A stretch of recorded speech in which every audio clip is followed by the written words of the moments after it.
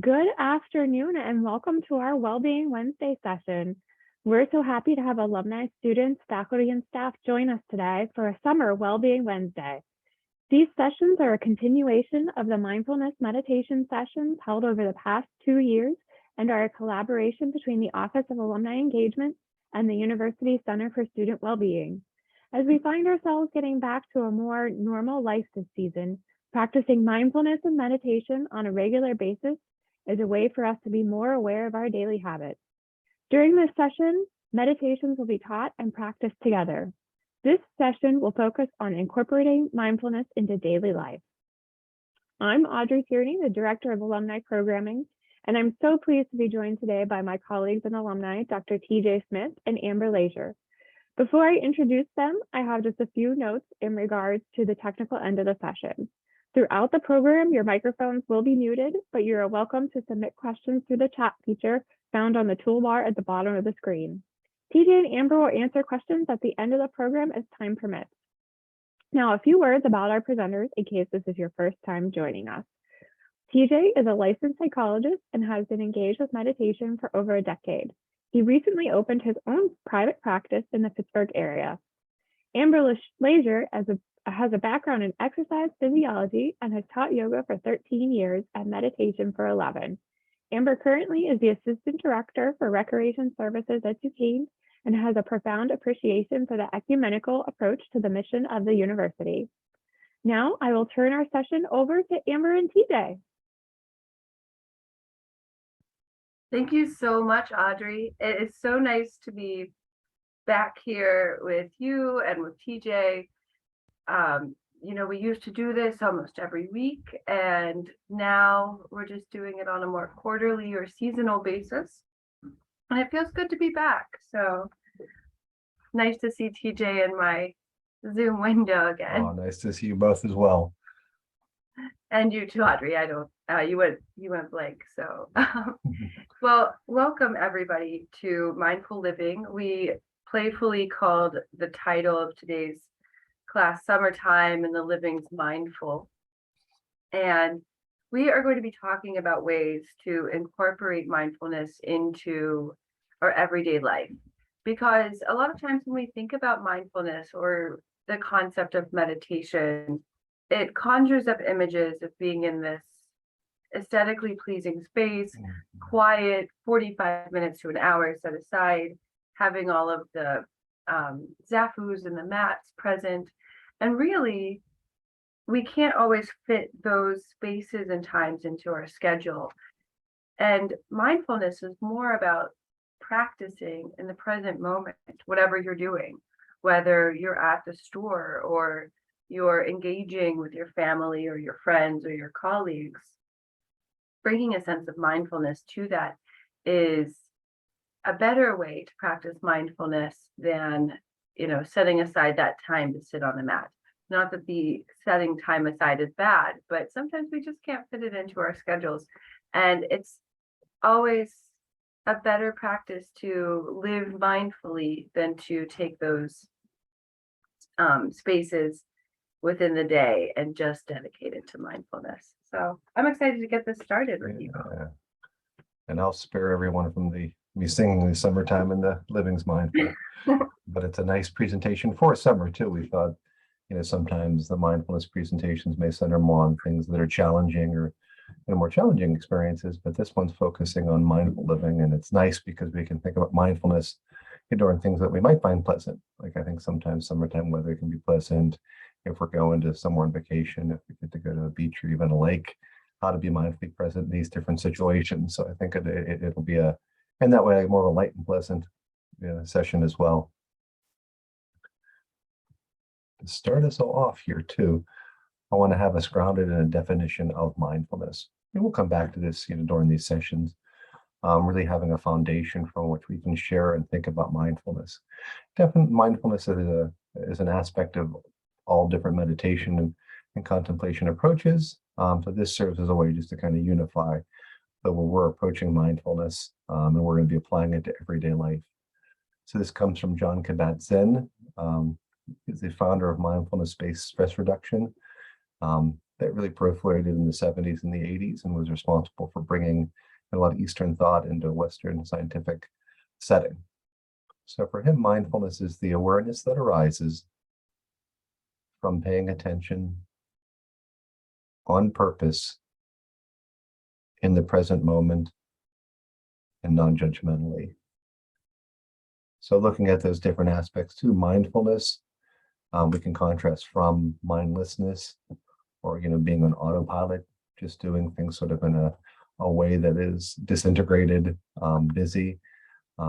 Mindfulness is a heartfulness. Look at those as synonymous, and it's a sort of awareness. So it's a way of being aware, and it's a way of being aware that arises on purpose. So there has to be a certain intentionality about it that we'll get into. It arises from paying attention. So it's a way of focusing, attending to our experience intentionally. And the way we're attending to it is in the present moment as it unfolds, in our body, as it unfolds in our mind and our feelings and our world. And the big part here is non-judgmentally too. We're approaching in a way that's neutral. We're just being with what is in the moment. And if a judgment arises, we're just noting that judgment too. So we're not giving the judgment any primary significance. We're just letting it be, the flower be the flower, the lake be the lake, the ocean be the ocean, the experience on the beach be the beach, and just really being immersing in what that feels like. And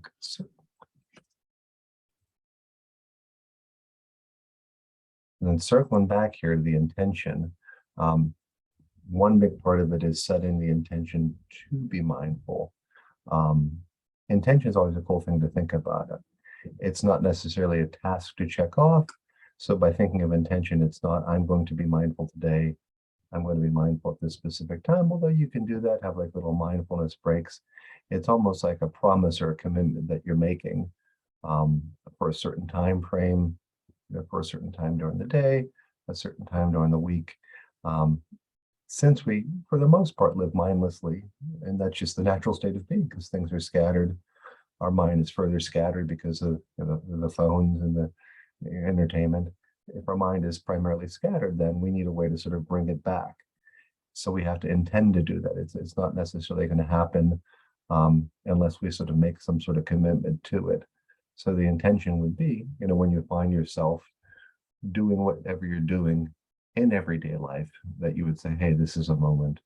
I'm going to be mindful. I'm going to practice mindfulness. This is a moment where I practice heartfulness, really be aware of what's going on as things unfold. So it is a thing of almost a remembering, mindfulness is remembering to be present in the midst of the times when we're being mindless. And I think Oh, sorry. yeah, go on.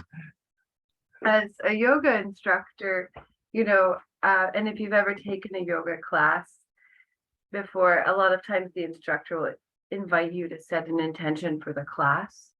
And that might just be, I want to push myself a little bit farther this time, or I want to focus on my breath while I'm going through these motions.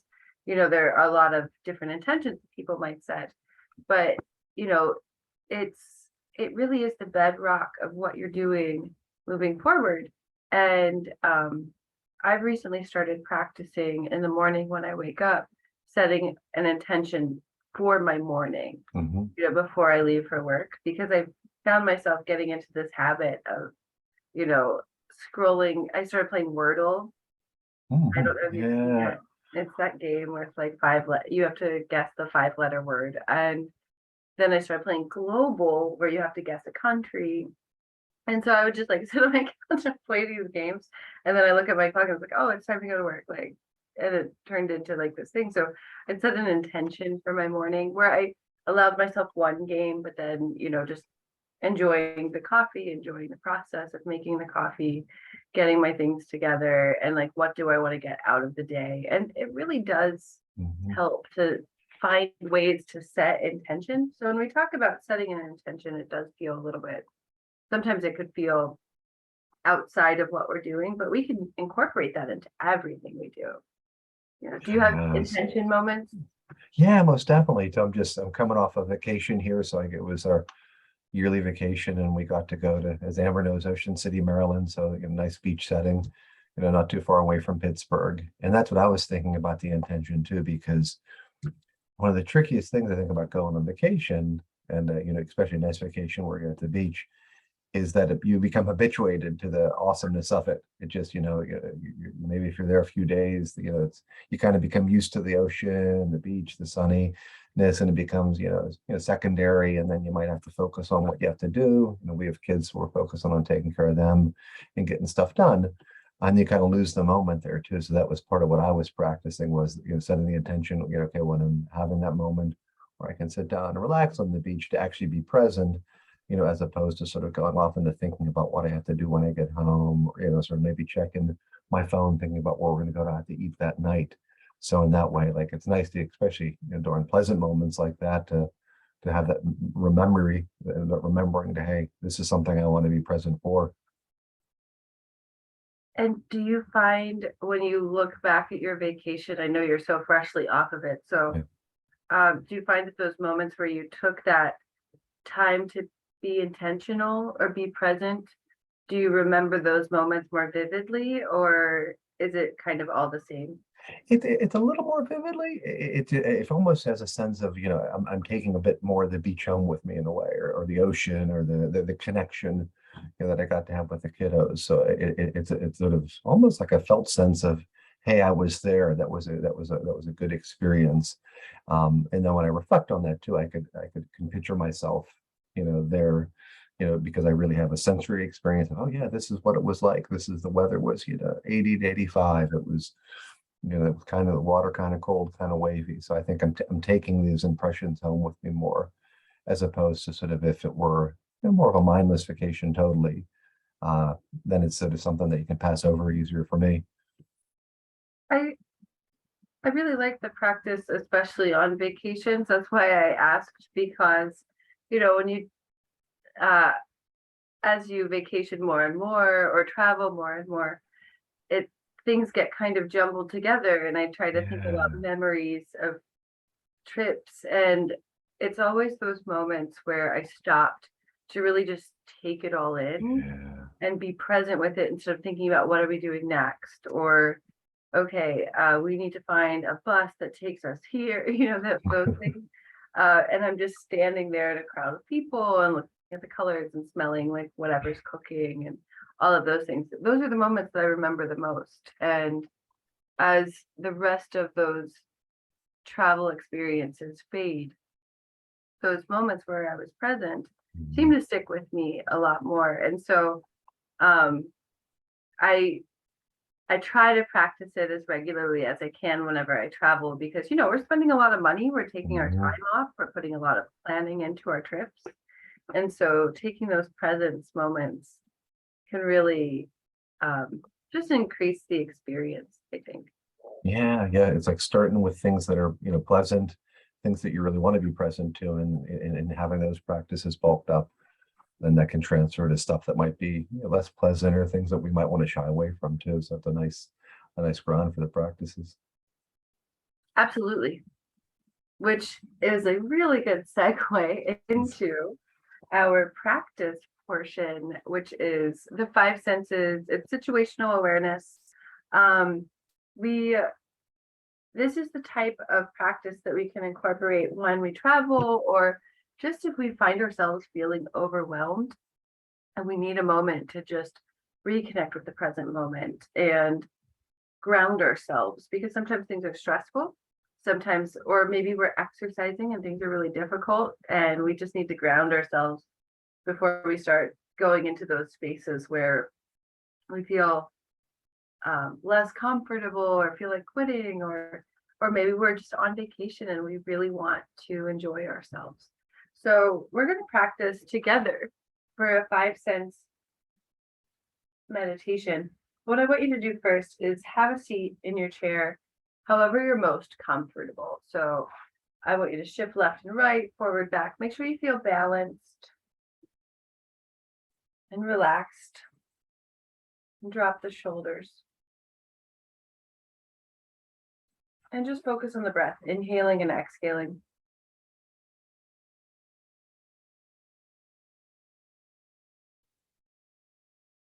Close your eyes when you're ready. You can bring your tongue to the roof of your mouth. Set your hands softly on your thighs. And while our spine is straight, we want to make sure that we're relaxing through our core. So our lower back and our abdominal muscles, just let them go a little bit. Allow our spine to hold us up. Allow our shoulders to farther move from the ears. And now as you breathe in, I want you to take notice of how the air feels as it moves in through your nose, down your throat, into your lungs. As you inhale, how the muscles in your chest and your core feel as they expand, and as you exhale, how they relax. Take note of all the physical sensations happening as you breathe in and breathe out.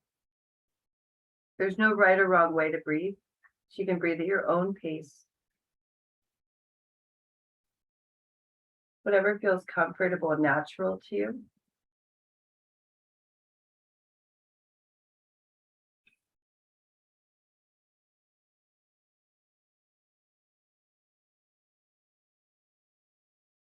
And if any thoughts start to work their way into your mind about maybe your to-do list or what you did yesterday, just let it go. Take note that it's entering, but then set it outside for the moment. And now I want you to feel what your hands feel like against your legs, what your feet feel like against the floor, what your tongue feels like at the roof of your mouth. How does it feel between your shoulder blades? If you notice any tension, just relax it. And do a quick check throughout your body, taking notice of what you feel. What's the temperature? Is it warm? Is it cold? And just sit with this for a moment.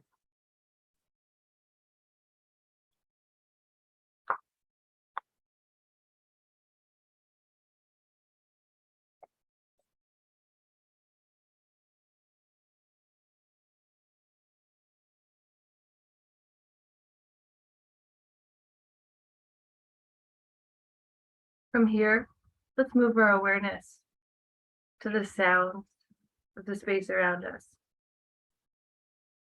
Maybe you hear your ventilation system, or maybe there's traffic on the street. Bring your focus entirely to the sounds that you hear.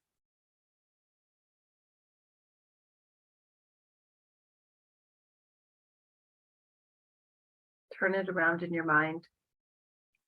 Really bring that focus to the sound. Nothing is ever totally silent.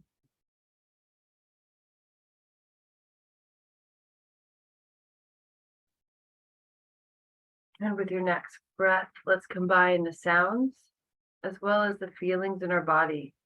As we take our next few breaths, feeling what it feels like to breathe, as well as hearing the sounds around us.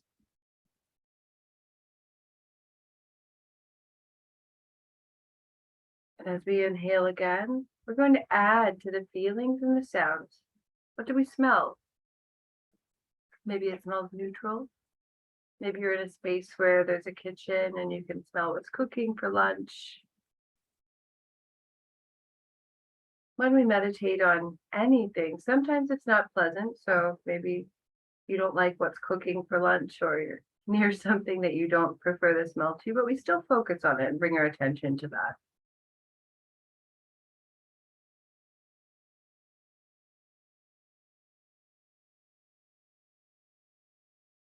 And then we add to our awareness taste. So perhaps right now we don't taste anything. Maybe you taste something.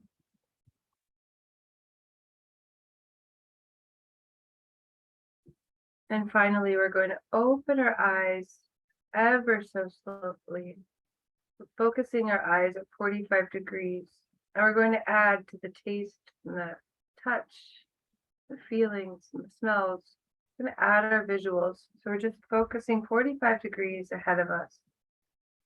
And just take in the colors that you see, the objects. We're not giving it any judgment, whether it's good or bad. We're just seeing it.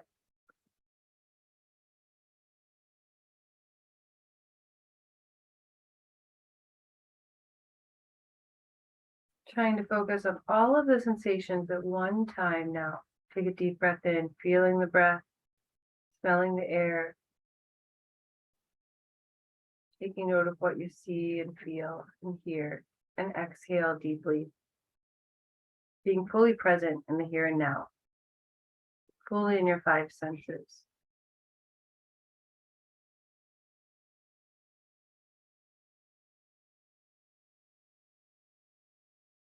And then take your time, but when you're ready, just roll your shoulders a few times. Regain your focus to wherever you wish to focus. And return back to the present moment of the presentation. So that was a fun 5 senses practice because you don't need anything special. All you need is to be in a space because we have our 5 senses with us all the time. And we're just taking in our environment. So sometimes it might be noisy, it might smell bad. We might be in an alley. I remember walking yesterday, I was next to somebody's trash can. I'm like, oh, this is horrible. But it allows for us to practice. You know, all of these things are things that we can focus on and things that we can practice that are ways to deepen our sense of mindfulness in our everyday. And we don't need anything special. We just need the moment that we have. So I'd like to continue to speak about the benefits of mindfulness and you incorporating it into our everyday life. I wanted to thank Elizabeth as well, who said that was lovely. So I agree with that. It was a lovely experience. And oh, I forgot to add text to this slide, but that's okay. We've done this many times. So when we practice mindfulness, TJ and I were talking earlier about vacationing and, you know, just adding some depth to our memories of our trips because we're present for it, or adding to the quality of our trips. Or it doesn't have to be a trip, but it's always a nice thing to focus on, especially being summertime. It incorporates or enhances the quality of whatever we're doing because we're fully present for it. How often do you find yourself in a situation where you are present for something, you're in the room, you're with people that you may care about deeply, but you're thinking about something else and something that maybe you don't care about as much? You know, your friend is at your house, but you're worried about the meeting that you have the next day, or you're behind on the schedule and you are worrying about that when you should be having dinner and enjoying the presence of your family. You know, maybe it's just me, but I don't think that I'm alone in this, you know, and No. it's all evident of our minds bouncing from thing to thing. Yeah. And that's totally normal. Our minds do bounce from item to item. And that's how we stay alive, you know. If we're not constantly vigilant, we're not constantly aware of our situation, we could be in danger. You know, you can't just walk. You have to make sure that there's not a car coming if you're crossing the street, or you have to make sure that, you know, the street that you're on is well lit, or things of that nature to keep you as safe as possible. So it's only natural for our minds to bounce back and forth. However, when we give in to all of that bouncing back and forth, we're not as present as we could be. So one of the benefits of mindfulness is just enhancing the situations that we're in so that we can fully engage with the present moment, whatever that may be. Yes. Another benefit is actually decreased blood pressure. So when we focus on our breathing and we focus on our present moment, it actually causes us to relax our muscles And when we relax our muscles, the muscles require less oxygen. So our heart doesn't have to work as hard to get that blood with oxygen in it to those muscles. And we're able to drop our blood pressure. When we focus on our breath also, we're able to intake more oxygen. So as we breathe more deeply, we're taking in more oxygen, and that oxygen goes to our brain, it goes to our muscles, and we require that to metabolize. We require that to think. We require that to move. Oxygen is essential to everything. So whenever we're focusing on our breath and making sure that we are breathing deeply, we're increasing the amount of oxygen that goes into our system, which makes us feel better, think better, and feel more alert, and then many times warmer as well. So oxygen intake is a huge benefit of meditation, as well as, those are some physical elements of it. But then also in studies, people who engaged in the practice of mindfulness in their daily life tended to eat better and eat less, because a lot of people, when we're not, I will say a lot of people, I'm one of those people. If I'm watching Netflix, or I am doing something mindless, scrolling through TikTok, or, what have you, any of those leisure activities that don't require a lot of presence, I want a snack to go with that. And as we're doing that, I'm not thinking about how many chips I'm eating. I'm just eating chips. And so in one study, people who have practiced mindfulness and incorporated it in segments throughout the day, it was every hour for the first minute of every hour, waking hours, the people had to just focus on their breath for 1 minute. Those people tended to do less mindful snacking than the people who did not practice that. So that was a really interesting study, and I'd be happy to share that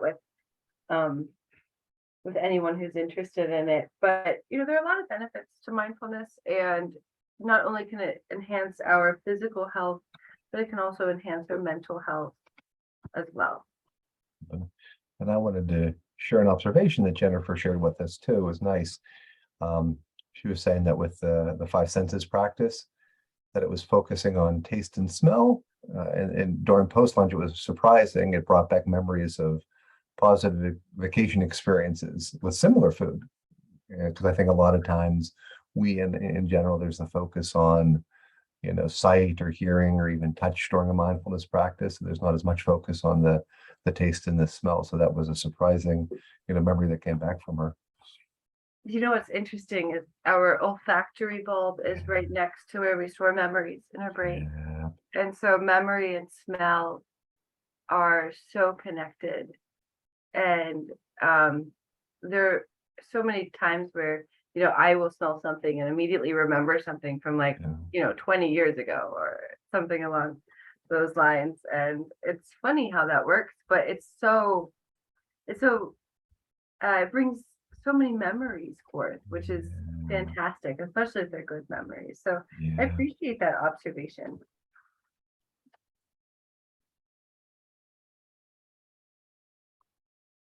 In the memory center as well, I'm just thinking about it almost has a bit of an unconscious feel about it too when we're dealing with the sense of smell. Whereas I think when we're seeing something, we can kind of intentionally think about and remembering, what the vacation was like, or we can connect it so we have a little bit more control over it. Whereas I think the sense of smell almost feels like it just sort of whisks us back to that moment when we smell something. And it is in a way, we're aware of it, but it's almost a little bit below awareness too. It's amazing how the mind works and how it's connected to the body. And when we practice mindfulness, those are all very passive ways, we're focusing on the senses or sitting still. But there are active ways that we can incorporate mindfulness as well. So when we're eating and drinking, just like I mentioned in that study, the benefits, adding mindfulness to that can do wonders, because not only will you appreciate it more, unless it's bad cooking, and then you'll notice it more. If you're eating something that you don't like or not very good cook made it, take the mindfulness off the table, brush that off the table, and just power through, do your part. But no, when we eat and drink, bringing a sense of mindfulness to it, the sense of smell and the sense of taste. And what does it feel like? You know, we can use all five senses. What does it Yeah. feel like? What does it feel like? What does it smell like? Um, you know, the tactile portion of it as you're crunching on it, or, you know, maybe it's not crunchy, but whatever it is, you're just taking note of every element of that piece of food or that drink. Can deepen your appreciation for it, being aware of the amount of work that went into creating such a thing, either from the chef or from growing the vegetables to processing them. You know, when we sense how much goes into what we are consuming, it gives us a deeper appreciation, but it also allows us to slow down and focus on that. And, you know, not everybody needs to worry about how much they're consuming on a daily basis, but it's always a concern of what we're consuming, you know, and just being aware of it. So Yeah. when we I- eat and drink, Oh, yeah, I was going to add to that too. In preparation for this mindfulness presentation, I, took on the responsibility of mindfully drinking 2 different craft beers last night in sample portions that were dessert stouts. So one was a breakfast stout. It's a darker beer that's rather sweet, made with coffee and maple syrup. And the other was Dancing Gnome. oh, okay. That's their Black Cloud series, and they just happened to have a sample on tap, as well as a Mexican stout, which would be made more with a little bit of hint of chili, with more vanilla and cinnamon in there as well. So that's a fun way to do everyday mindfulness, and sharing one of those, just because it's so it's such a sensory experience. I did that for the sake of learning last night. I appreciate your input, and I trust that they were both. Yes, I'm glad that, I mean, you put so much into the research, you know, you're exactly. Begrudgingly, I guess I have to, but you had to, and it was. For In all all of us. seriousness, too, that I think it's kind of, I don't know if it's a theme today, but like, yeah, there's something about that makes a much different experience. When you are present with the 5 senses, mindfully and drinking there, that's something that I kind of, you take that experience with you in a way.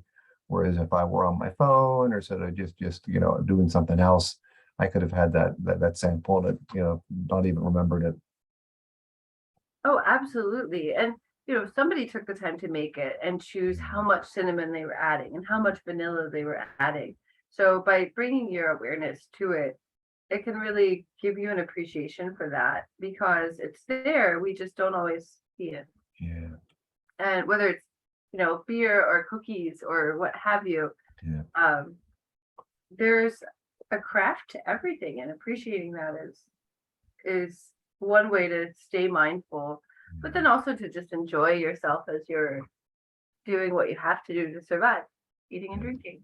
So we also have mindful movement, and my background is in exercise physiology. I teach a lot of fitness classes, and I teach a lot of yoga classes. And yoga isn't, I don't like to call yoga fitness, because it's more of a practice. It's setting an intention, and when we talk about yoga, it's bringing unity to the mind and the body. So when we move, whether that's walking or biking or just going from our car to our office, you know, we want to be mindful about it and think about, what does it feel? Practice those 5 senses. Where am I? What do I smell right now? What do I see right now? What do I feel right now? How do my feet feel as they hit the ground? Or, you know, what's the temperature outside? What do I hear as I'm doing this? And going through those things can just bring some more mindfulness to it, so that not only can we be more present in the moment, but we can also be present to our physical self and be aware if maybe there's some sort of injury that's underlying that we may not have noticed, because oftentimes when we're injured, we don't notice it right away.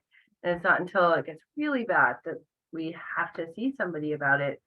But oftentimes, if you trace back injuries, there's a period of time where, you know, if we were more present with ourselves, we may have noticed, like, something's not quite right here. I need to pay more attention to this.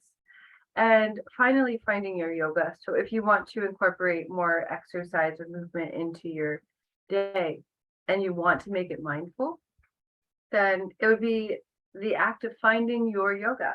Maybe you're not really a stretch person. Maybe you are a walking or running person, or maybe you're a lifting weights person. Turning that into your yoga would just incorporate a sense of mindfulness as you're going through it, doing that 5 sense practice, and really keeping your mind focused on what you're doing the whole time that you're doing it, and turning that into your form of meditation. Oftentimes, when people are running, myself included, I don't really like running. So when I do it, I'll put in my favorite songs or put on some Netflix or put on a podcast so that I can distract myself from the fact that I'm doing that. And if I want to turn it into my yoga or my mindfulness practice, then I would be paying attention to those discomforts and paying attention to what's happening as I'm in it, even if it's unpleasant. So that is how you find your yoga. So pick something that you like to do and then pay attention to it fully as you're doing it. And the first time it might only be 1 minute long. I like that. That's something I'll take with me too. To sort of find your yoga, like that's something, whatever that may be. Thanks.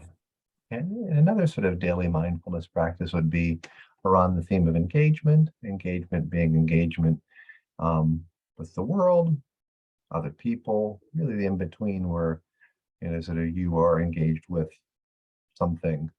One thing to think about would be engagement with other people and the way that can happen. One example would be a mindfulness at a meeting.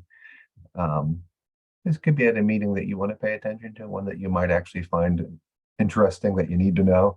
I guess the advanced practice would be if it's a meeting you don't really need to know anything about, or it's quite boring, that'd be an advanced practice to try to be mindful of that. But meetings happen time and time again at our jobs. So we're just finding a way to be present, at that time. So whatever's being presented, the material at that meeting. The one thing that I would see this as a unique way to practice would be the remembering that mindfulness is about remembering and the forgetting of mindfulness. So I think so many times when we're practicing mindfulness, really where I think it's the dirt hits the road, or, where the practice begins is realizing, oh my gosh, I'm not being mindful. So I think during a meeting, our mind's naturally going to wander, thinking about what we have to do after for work or what we just got done doing, thinking about a client.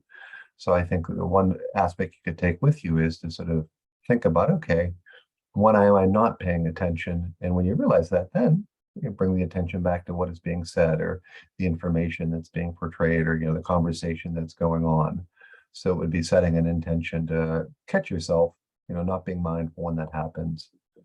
Also, I think it'd be good to set aside, the things that you had done and the things that you're going to do, like to intentionally say, okay, I just finished up this project. I'm about to go in and do this project.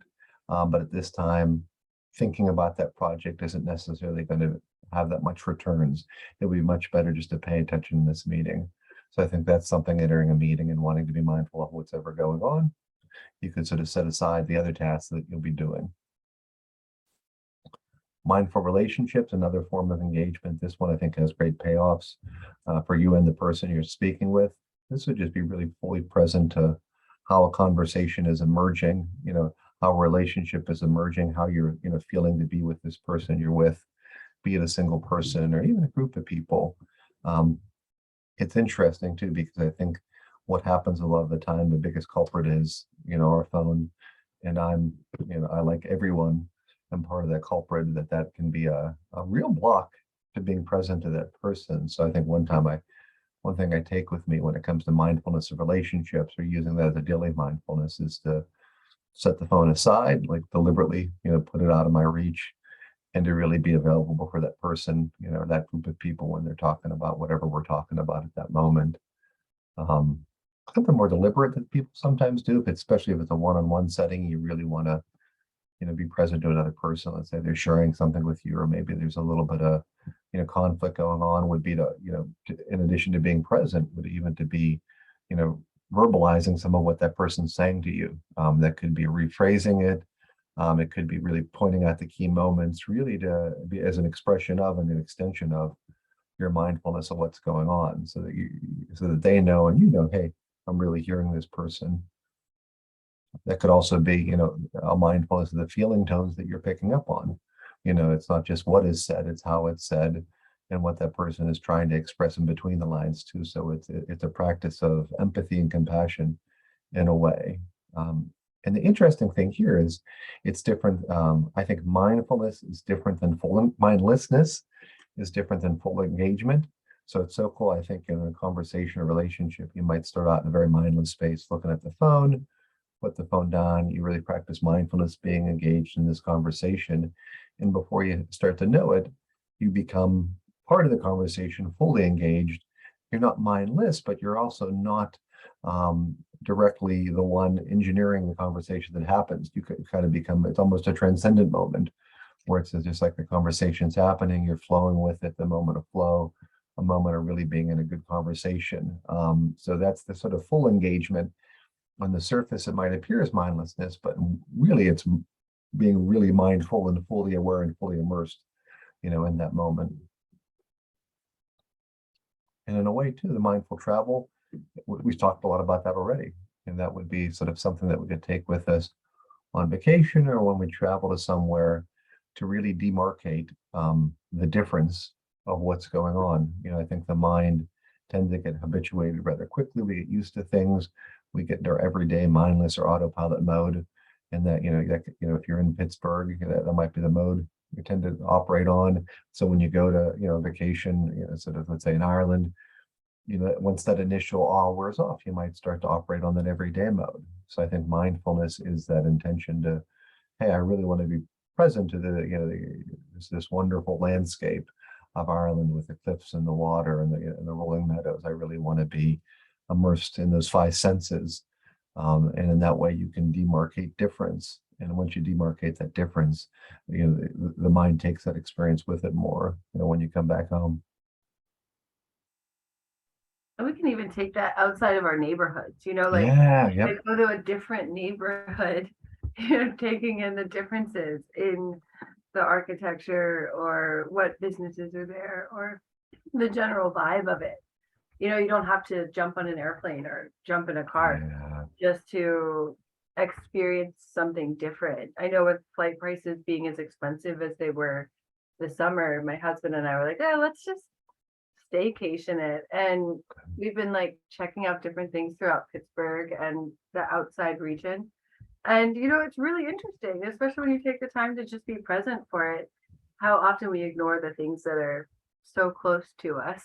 Yes. Yeah. Because even linking it back to my last night, my homework assignment and going to Dancing Gnome in Sharpsburg, it takes us to a different place. Sharpsburg, I hadn't been there in a while, so it's nice to go to a different town in Pittsburgh.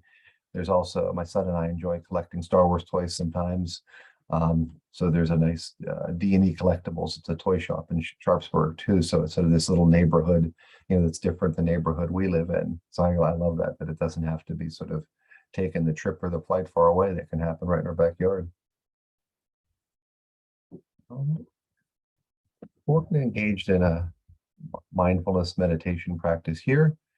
This is one that does come from Jon Kabat-Zinn, the mindfulness-based stress reduction tradition. It uses a bit of guided imagery to enhance the meditation experience itself. This is something that if you really do like, you can go on YouTube and just type in lake meditation and you'll have Jon Kabat-Zinn doing it, somebody else doing it. The reason we chose the lake meditation is just because what we're talking about, it's summertime and the living's mindful. So a lake is something that we really can, reflect upon, trips that we might have had to lake. I used to go to Lake Erie with my family growing up. So you can use that lake or a lake in your mind's eye. But it really is a way to extend a mindfulness practice, to use imagery really to bring in, what this internal environment, how it can represent and deepen our meditation. All right, so if you feel comfortable, close your eyes. This is something that if you're seated, if it can be done seated, if you have the chance to lie down, it can become lying down too, because we're doing a lake meditation, and a lake is horizontal as such. So it can also be done as a horizontal meditation.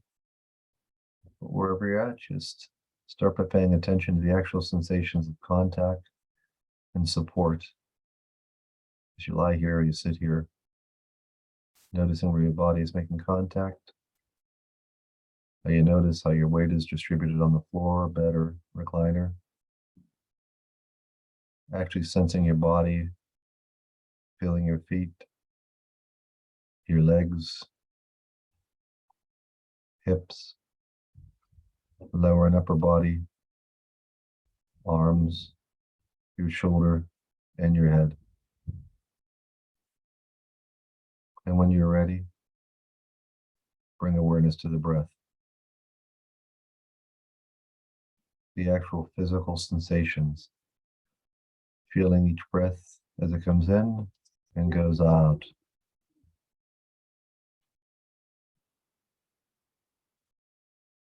Letting the breath be just as it is, without trying to change it in any way.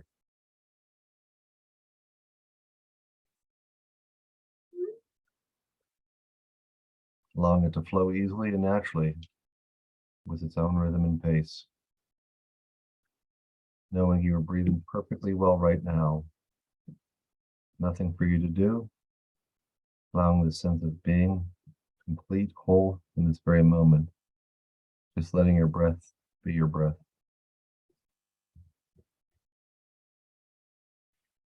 As you rest here, let an image form in your mind's eye of a lake, a body of water, large or small, held in a receptive basin by the earth itself, noting in the mind's eye and in your own heart that water likes to pull in low places, and it seeks its own level, has to be held and contained.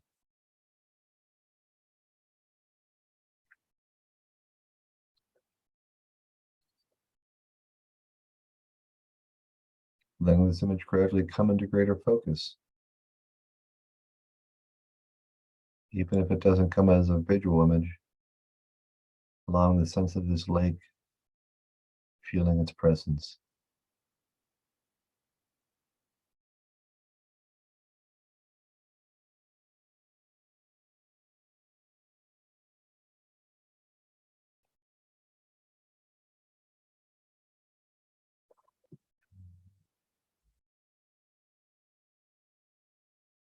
The lake you're evoking may be deep or shallow,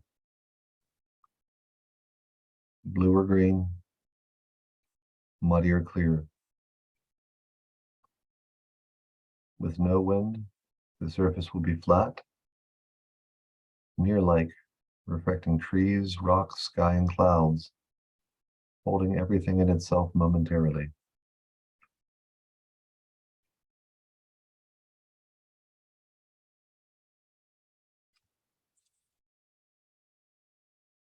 Wind may come and stir up waves, causing the reflection to distort and disappear.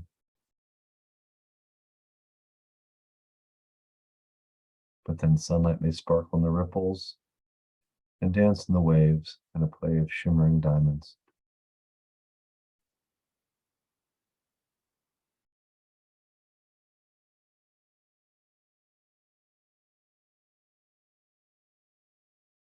When night comes, it's the moon's turn to dance on the lake, or when the surface is still, to be reflected in it, along with the outline of the trees and shadows.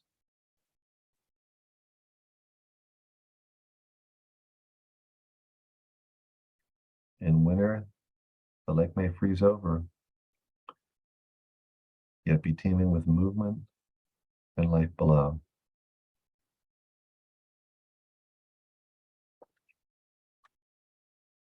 As you rest your breathing, as you establish this image of a lake in your mind's eye, allowing yourself, when you feel ready, to bring it inside you completely, so that your being emerges with the lake, becomes one with it, so that all your energies in this moment are held in awareness with openness and compassion for yourself, in the same way as the lake's waters are held by the receptive and accepting basin of the earth itself.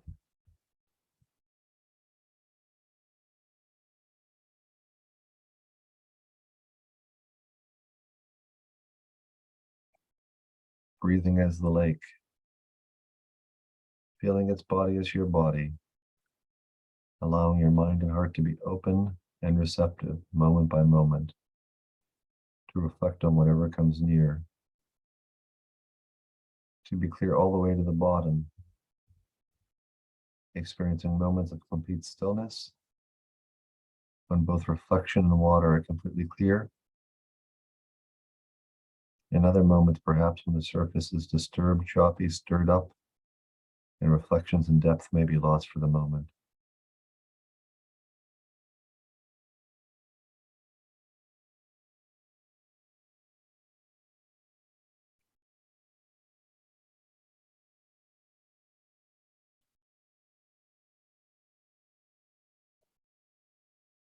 And through it all, as you lie here, simply observing the play of the various energies of your own mind and heart, the fleeting thoughts and feelings, impulses and reactions, which come and go as ripples and waves,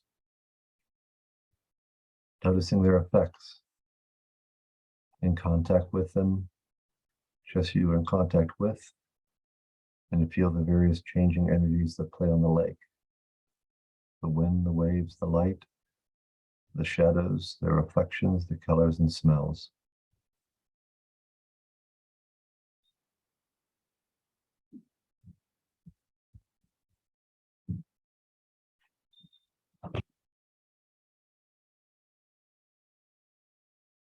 If you find this image to be of value, you may want to use it from time to time to deepen and enrich your meditation practice.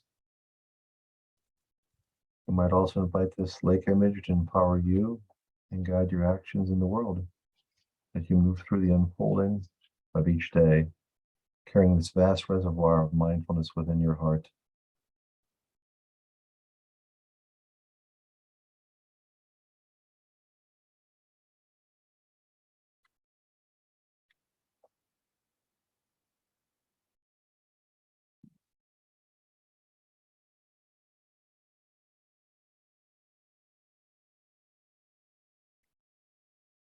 And when you're ready, having taken in as much of this image of the lake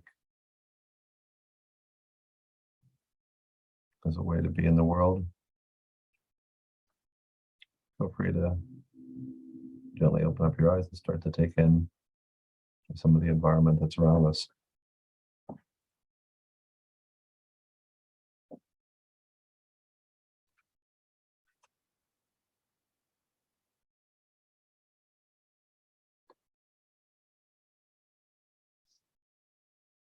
If you enjoyed that, there is an elongated version that you can find easily on YouTube too. I shortened this up for the time frame, but it is something that can be quite long, and you can even dwell with that more and more.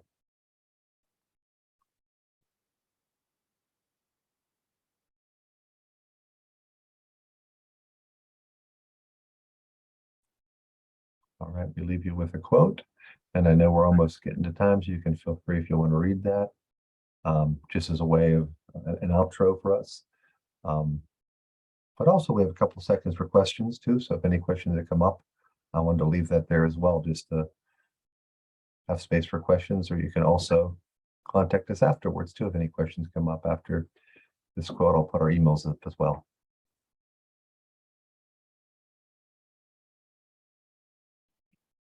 Well, thanks, TJ and Amber, for a wonderful session today.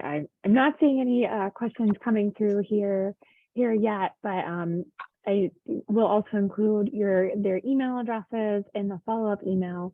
But I just wanted to reiterate what Amber said at the beginning. It's so great to be back and see you guys and be with everyone here.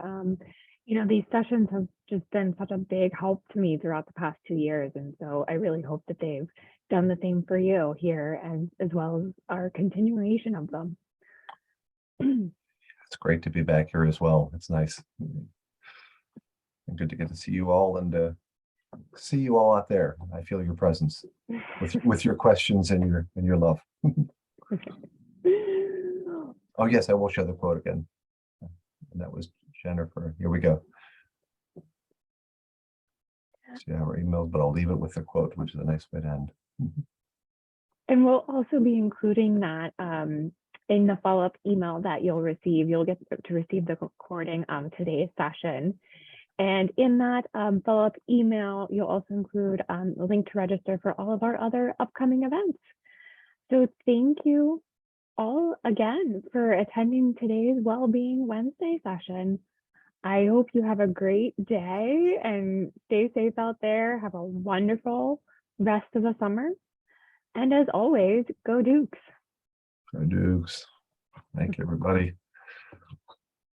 Bye. Bye.